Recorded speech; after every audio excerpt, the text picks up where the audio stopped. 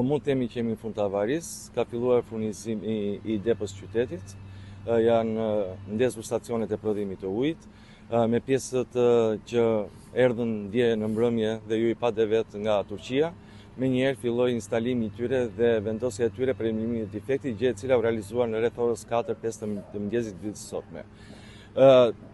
Jemi duke monitoruar situatën, jemi okay për momentin, nuk kemi asnjë situatë dhe do vazhdojmë të jemi dhe në vazhdimsi.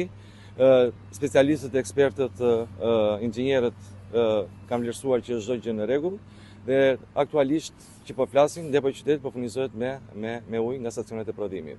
Zona e Lungomarës apo zona e Bregdetit furnizohet aktualisht me ujë.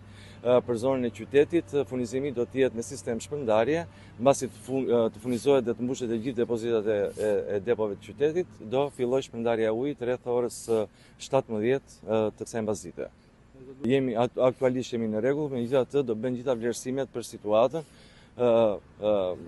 shkaqet, arsyet, çfarë masazh duhet marrim në vazhdimsi për mos u ndodhur përsëri në situata ku pati këtë vonesë dhe kërkojmë ndjes qytetarëve për këtë situatë të krijuar.